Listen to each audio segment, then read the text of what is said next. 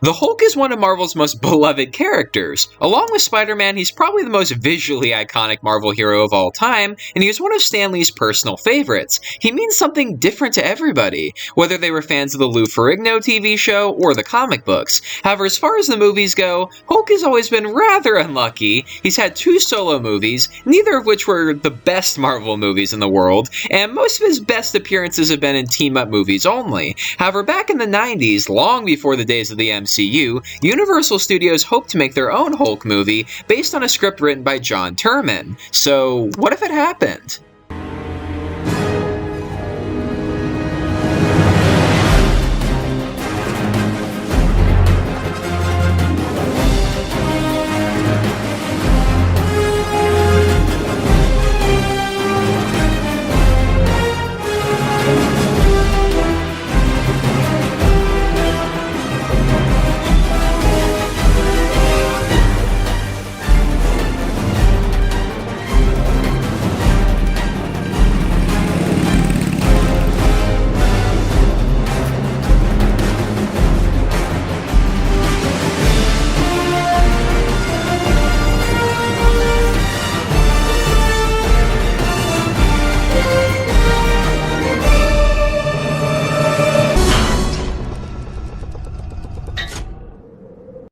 Back in the 1990s, Marvel Comics were on the verge of bankruptcy, believe it or not. All their previous cinematic outings, including Howard the Duck, The Punisher, and Captain America, had all been failures, and their comic books for the most part weren't really selling like they used to. Left with no other choice in order to stay afloat, they were forced to sell the film rights to all of their iconic characters to various different movie studios. One of the biggest and most recognizable of those characters was the Incredible Hulk, who was sold to Universal Studios along with Namor the Submariner. The Hulk was seen at the time as the only true guarantee of a success for a Marvel movie due to the huge popularity of the Lou Ferrigno TV show, which ran from the late 70s to the early 80s.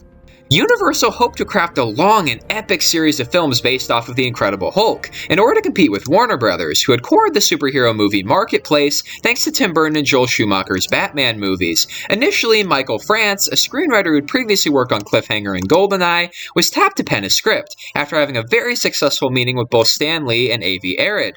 Now, Universal were hoping to capitalize on the political landscape of the 90s, following the Persian Gulf War, and have the Hulk's main adversaries be non-comic book based terrorists. However, France reportedly hated this idea and shot it down. Later on, an up-and-coming screenwriter named John Turman, who had previously worked on Full Moon and Blue Water, was approached by Universal to pitch his own take on the Incredible Hulk. This was apparently because, unlike most screenwriters they'd met with, he was familiar with both filmography and comic books, being a huge Hulk fanboy already, and would know how to balance a sprawling, epic multi-issue comic book series with a comparatively more limited cinematic format. He had met with, at the time, Universal executive Carl D'Angelo, and discovered that they had a mutual fondness for comic books. Turman was therefore allowed to have a meeting with Stan Lee himself that apparently went very great, and Lee soon championed Turman as the man he wanted to write the new Hulk movie. The movie would have been produced by Avi Arad, Jonathan Hensleigh, and his wife Gail Ann Hurd, and a release date was hoped for 1999 or the year 2000.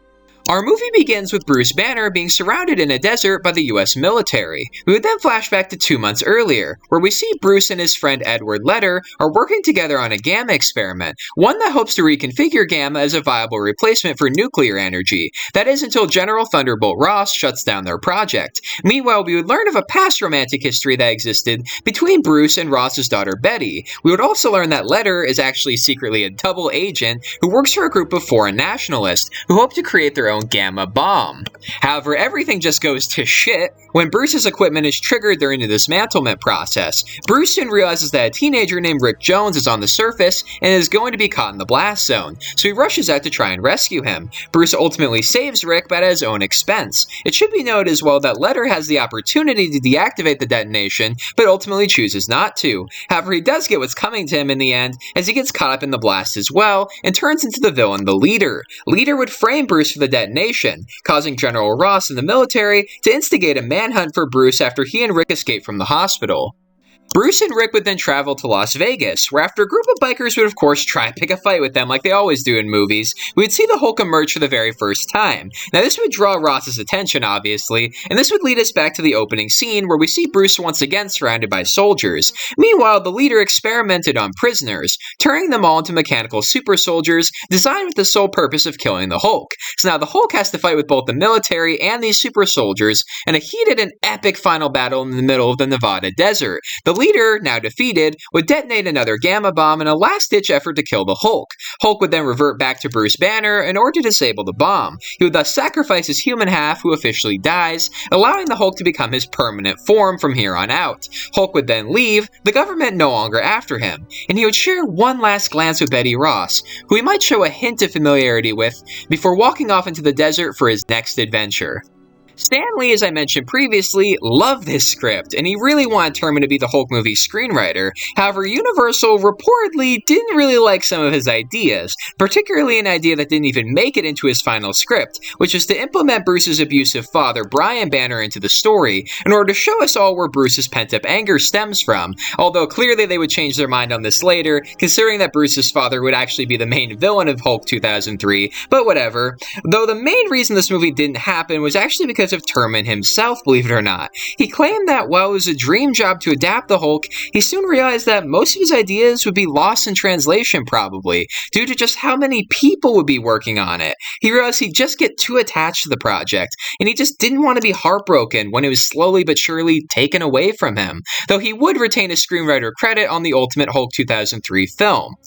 So now, what do I think of John Turman's Hulk? Honestly, I really like it for the most part. I think it really does stay true to the character. It gets right into the action by starting off with this, scene of Bruce being surrounded by the military. It already sounds like it picks up a lot quicker than the Hulk 2003 movie did, because that's my main issue with that movie. It has a lot of really cool action set pieces, and I don't think that the actors do a bad job necessarily. They don't do the best job ever, but they don't do, like, a terrible job. They're fine. The main issue I have with that movie, honestly, is that it's too damn slow. Like, they take way too much time to explain everything, and it takes forever to get going, in my opinion. So the fact that this version's getting, like, really into the action very quickly, I already like it almost more than the Ang Lee one. I mean, there's no saying that this would be a good movie, because, good scripts can be lost in translation, just like Turman was worried about. Like, there's been plenty of really good scripts that have ended up being bad movies over the years, I'm sure.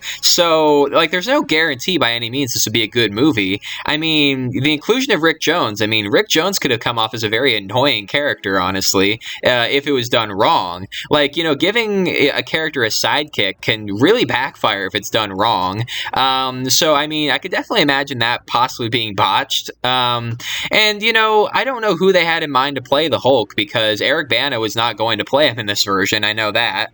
I know they wanted Johnny Depp, but apparently he kept saying no, so I really don't know. If it was Johnny Depp, I think he would do an incredible job, honestly, just because I think he's really good at playing those lonely, kind of isolated characters that feel like everybody hates them, I just think he's really good at that. So in the end, it's really hard for me to say what I think of this, because, I don't know who they had in mind for all these characters, actor-wise, and it does seem like a little bit too brief of a story. They would have to pad things out a little bit more, not to the point of like the Ang Lee one where it's like 2.5 hours long. It doesn't need to be that padded out, but like, enough to the point that it's a breezy movie, but it still takes enough time to make you give a shit about everybody, if that makes sense.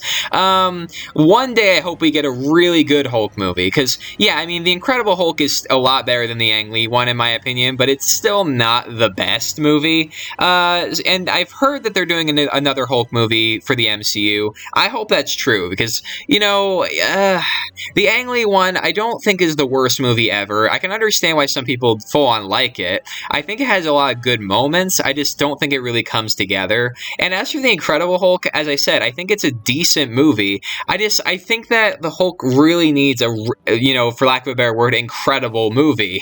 And I'm hoping one day he does get one. And this version honestly could have been that version. I honestly think I would have preferred this version to the Ang Lee one. Just honestly, because I like the idea idea, especially of the leader being the villain instead of, you know, David Banner or Brian Banner. I don't know why they changed his name in that movie. I really don't. But, you know, I just, I don't know for sure, you know?